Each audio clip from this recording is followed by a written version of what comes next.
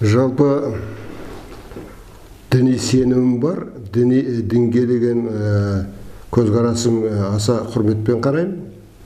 Бірақ жалпы осы мемлекетті діни мемлекет қылып құру дегенге мүлдем қарсымын. Себебі біріншіден бүгінгі өркениетті заманда діни мемлекет құру деген ол үлкен жаңағы толқуларға алып келетін нәрсе. Екіншіден біздің мемлекетте қазақ ұлтының саны қаншалықты көп болғанымен, бірақ басқа да ұлттардың өкілдері бар.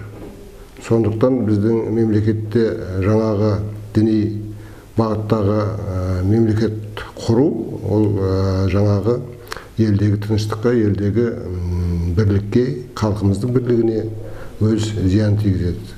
Оның үстіне қарап отырсаңыз, біз атеистік, советтік дәуірден шыққан елміз.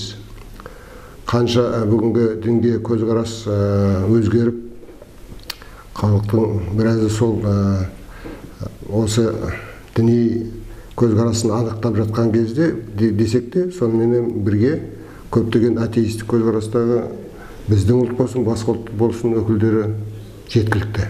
Сондықтан бүгінгі күні Қазақстанда діни мемлекет құрамыз деп, яки сол бағытта мен, яки болмаса басқа бір осы баған байланысты қозғалыстар, басқалар соған қатынасы бар деген мүлдем жаңағы шындыққа жатпайтын уәж.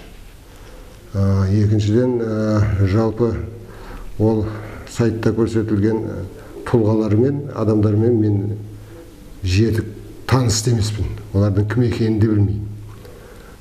Жалпы бүгінгі күні мынау мемлекетте менің көзқарасымды білетін адамдар, менің өмірге деген құндылықтарымды білетін адамдар бұған күлкімен қарамаса, басқа бұған ол ондай емес деп айтудың өзін мен жаңағы бір ұят нәрсе деп есептеймін.